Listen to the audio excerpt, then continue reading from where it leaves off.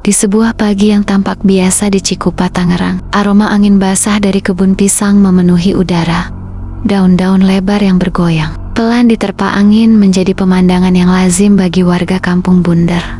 Namun pagi itu, ada sesuatu yang mengusik ketenangan. Para warga yang hendak memeriksa lahan merasakan hal yang tidak biasa, sebuah bau menyengat, samar, namun cukup kuat untuk membuat siapapun mengernyit. Awalnya mereka mengira bau itu berasal dari bangkai hewan, seperti yang sering terjadi di kebun-kebun lebat, tetapi semakin mereka melangkah masuk, aroma itu makin menusuk hidung. Sampai akhirnya, di balik semak-semek pisang yang rimbun, tampak sebuah kantong plastik hitam dengan bentuk mencurigakan. Warga saling berpandangan, ada rasa ragu, takut, tetapi juga dorongan untuk mencari tahu. Salah seorang warga memberanikan diri mendekat. Ia ingin memastikan apakah dugaan itu hanya kekeliruan. Namun seketika ia mundur dengan wajah pucat. Suaranya gemetar ketika berkata, Ini bukan bangkai hewan." Warga langsung melapor ke pihak kelurahan dan diteruskan ke Polsek Cikupa. Dalam hitungan menit, polisi tiba di lokasi, memasang garis kuning, dan mulai melakukan pemeriksaan. Saat kantong plastik itu dibuka perlahan, sebuah kenyataan mengerikan terungkap. Bagian tubuh manusia berada di dalamnya, dalam kondisi yang sudah tidak utuh lagi. Temuan itu langsung mengguncang masyarakat Cikupa. Sebuah dugaan awal muncul. Mayat tersebut sengaja dibuang ke area sepi, agar tidak cepat ditemukan. Namun polisi tahu, setiap jejak pasti punya cerita, dan setiap cerita selalu meninggalkan titik terang.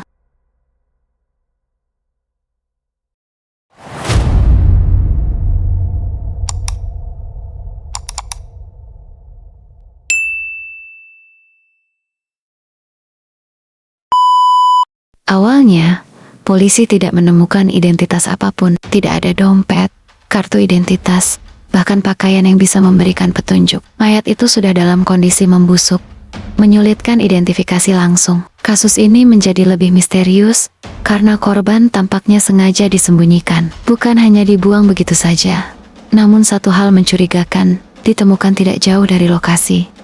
Serpihan plastik hitam dan potongan karung putih. Semua itu terlihat seperti bahan pembungkus.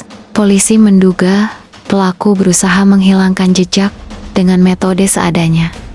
Tapi, seperti biasa, kejahatan tidak pernah sempurna.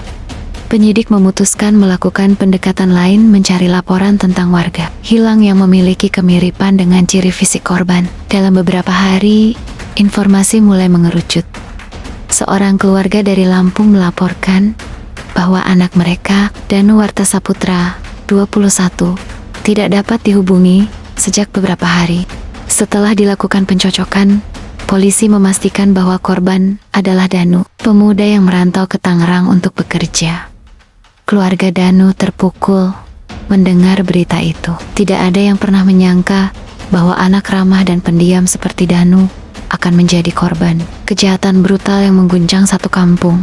Namun identifikasi itu bukanlah akhir. Justru dari sinilah awal perjalanan polisi mengurai misteri panjang. Ketika polisi mendatangi kontrakan Danu, mereka menemukan satu hal penting. Sepeda motornya hilang. Tidak ada tanda-tanda pencurian paksa. Tidak ada kerusakan pada gembok atau pintu, semuanya rapi. Seolah pelaku mengetahui persis bagaimana keluar dari tempat itu tanpa menarik perhatian. Polisi kemudian mengambil langkah krusial, melacak keberadaan motor tersebut.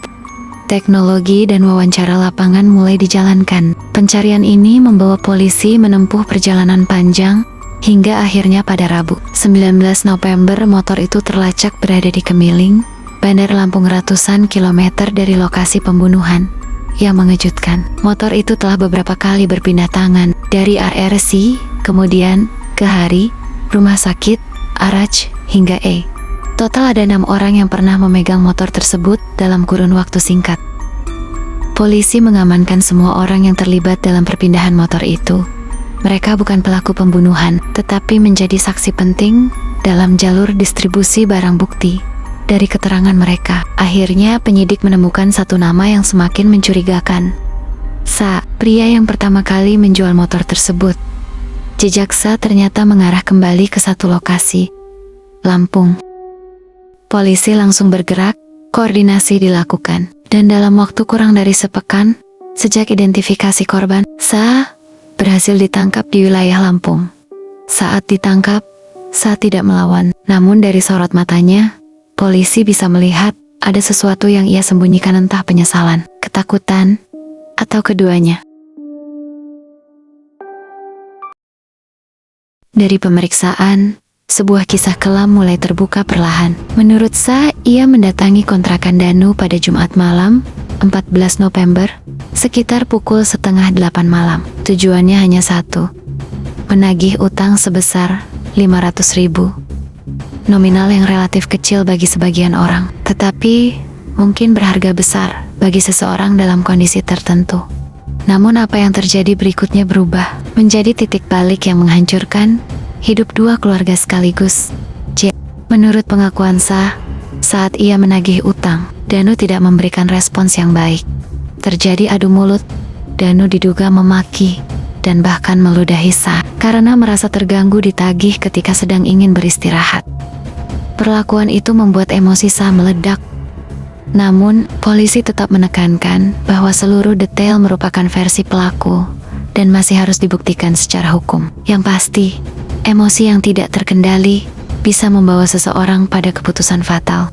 Polisi menyampaikan bahwa Sa menunggu hingga Danu tertidur. Lalu, dengan membawa pisau dapur dari kontrakan itu, Sa mendekati korban. Tindakan ini menunjukkan bahwa perbuatannya dilakukan dalam keadaan sadar dan terencana. Setelah memastikan korban tidak bergerak, Sa membungkus tubuh Danu menggunakan karung putih dan plastik hitam, dua benda yang kelak menjadi petunjuk utama polisi. Ia kemudian membuang pisau dan bantal ke tempat pembuangan sampah di kawasan Pasar Kemis. Tidak berhenti di situ, ia membuang handphone dan dompet korban ke saluran air di kawasan industri untuk menghilangkan jejak pada Sabtu dini hari. Pukul 2:30 pagi, ia membawa jasad korban dengan sepeda motor milik Danu menuju kebun pisang di Cikupa. Ia memilih lokasi sepi, jauh dari pandangan warga. Setelah memastikan tidak ada orang yang melihat, ia meninggalkan jasad itu di semak-semak sambil berharap tidak ada satupun yang akan menemukannya. Keesokan harinya, Sa menjual motor korban seharga 5,3 juta kepada seseorang berinisial A. Uang itu ia gunakan untuk pulang ke Lampung seolah ingin menghilang dari tanggung jawab.